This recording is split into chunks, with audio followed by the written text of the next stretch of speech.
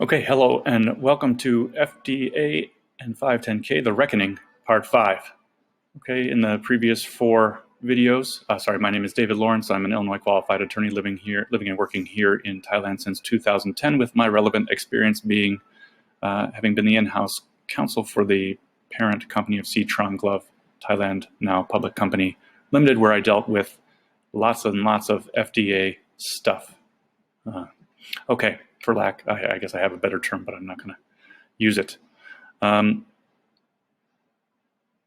in the first 4 parts, walking you through what I tried to convince you of is, 1, the FDA is pissed off, right? They don't like that people have been exploiting the weaknesses of the registration system and the 510K system to get subpar gloves in under 510Ks, right? Which I would say is fraudulently.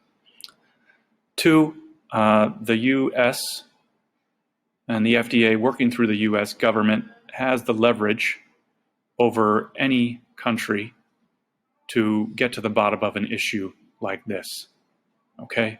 Whether they do it through relationship or through threat of sanction, they'll get the information that they want. 3,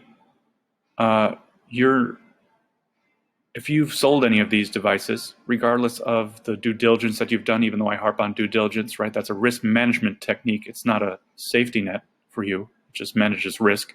Regardless of the due diligence you've done, if you've sold any of these devices that were repacked, not from a regulated factory, you're on the hook and you can't escape. You can't blame the manufacturer, can't blame the repacker, can't blame the importer.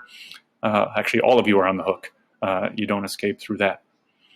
Okay, and then I mentioned misbranding, right? And how misbranding is a complicated concept that I'm going to try to break down in the simplest possible terms for purposes of convincing you that you have violated the section if you're importing some dodgy 510K device. Okay, so that's where we are now. Maybe too much on the intro, but okay, so what is misbranding? Misbranding is, of course, misbranding, but what is misbranding? It's a lot of other things too. Okay, so it's any false or misleading label. Okay, when you submit a 510K application, you make a lot of representations to the FDA. The 510K is not a piece of paper, okay? It is. It's a pre-market approval. You get a piece of paper, but the application you submit tells the FDA what's in your glove, where the glove is made, what the glove is made for. You represent to the FDA that you have a quality management system in place, and every single product you put out of your factory will be manufactured according to that quality management system. Okay? You also send the gloves that have to be made either by your facility or by a facility you declare, right? You send them for a barrage of testing. Okay, we talked about how you can just pick up gloves from another factory and send them in for testing and lie to the FDA and use that as the basis to submit your 510K, which you can.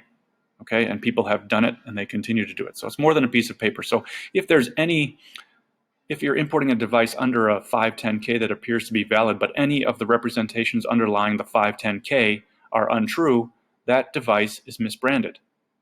Okay, so if it was repacked from an unregulated Chinese factory, maybe not Chinese factory, shouldn't say that, any factory that's not regulated, the device you're importing is misbranded, and then you're going to get dinged because misbranding can be and is criminal.